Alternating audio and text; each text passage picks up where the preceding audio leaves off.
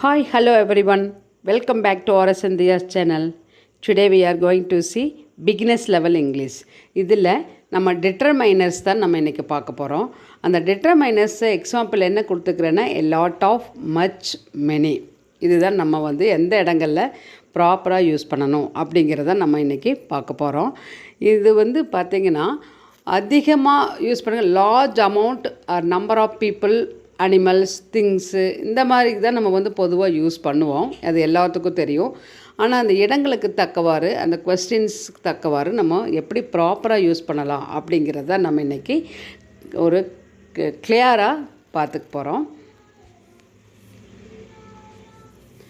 இது வரைக்கும் சப்ஸ்கிரைப் பண்ணாமல் இருந்தால் please subscribe to our channel RS India's channel.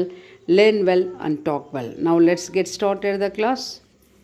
First one, a lot of அப்படி சொன்னால் நிறைய, லாட் ஆஃப்னால நிறைய அப்படின்னு தான் பொதுவாக சொல்கிறேன் எல்லாத்துக்குமே.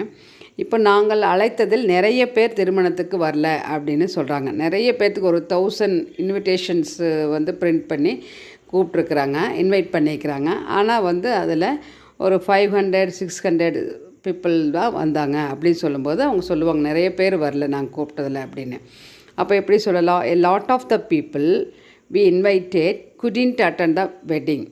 a lot of the people, a lot of அப்படின்னா நிறைய பேர் நாங்கள் இன்வைட் பண்ணதில் நிறைய பேர் வெட்டிங் அட்டன் பண்ணலை அப்படின்னு சொல்கிறதுக்கு இது யூஸ் பண்ணலாம். புரியுதுங்களா? நெக்ஸ்ட் ஒன், நிறைய சாப்பாடு வீணாயிருச்சு. ஒரு ஃபங்க்ஷனில் நிறைய பேர் வருவாங்கன்னு நிறைய ப்ரிப்பேர் பண்ணி வச்சுருப்பாங்க. நிறைய பேர் வராதனால நிறைய சாப்பாடு வீணாயிடுச்சுன்னு சொல்கிறோம் இல்லைங்களா? அப்போ எப்படி சொல்லலாம்? a lot of food is waste. ப்ரெசண்ட்டில் சொல்லிக்கிறோம் ஃபுட் இஸ் வேஸ்ட். அதே பாஸ்டில் சொன்னால் ஃபுட் வாஸ் வேஸ்ட் அப்படிங்கிற மாதிரி சொல்லலாம். நெக்ஸ்ட் பாருங்கள், டிக்கெட் இல்லாமல் நிறைய பேர் ஏமாந்து போயிட்டாங்க அல்லது திரும்பி போயிட்டாங்க அப்படிலாம் சொல்கிறேன் இல்லைங்களா? அப்போ எப்படி சொல்லலாம்? a lot of people were disappointed as tickets had been sold out.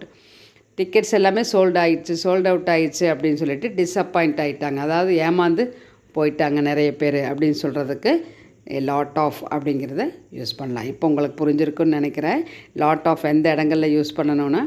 Next பாருங்கள், மச்னா அவ்வளவு, எவ்வளவு அப்படி சொல்கிறதுக்கு ஒரு குவான்டிட்டி, அளவு இல்லைங்களா?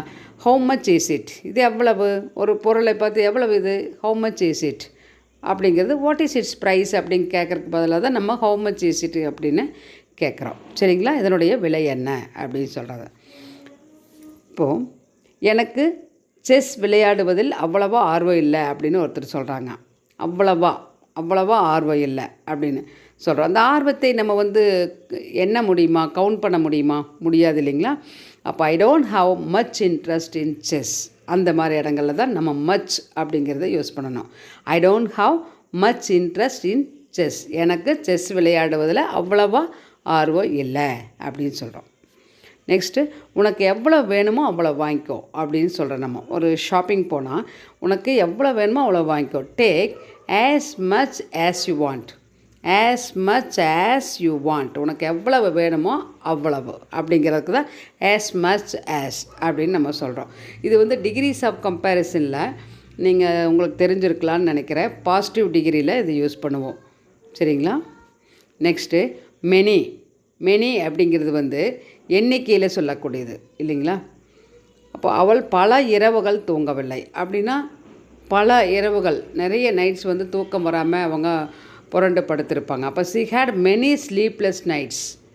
she had many sleepless nights, எண்ணக்கூடியது அந்த மாதிரி சொல்லலாம். நெக்ஸ்ட் பாருங்கள், எனக்கு நண்பர்கள் நிறைய கிடையாது அப்படின்னு சொல்கிறேன். I don't have many friends. I don't have many friends அப்படி சொல்லலாம். நெக்ஸ்ட்டு, அவர்களில் நிறைய பேர் இன்றைக்கி வரல அப்படின்னு சொல்கிறோம். many of them didn't come today. many of them didn't come today அப்படின்னு சொல்லலாம். சரிங்களா? இதோடைய வேரியேஷன் உங்களுக்கு இப்போ புரிஞ்சிருக்குன்னு நினைக்கிறேன்.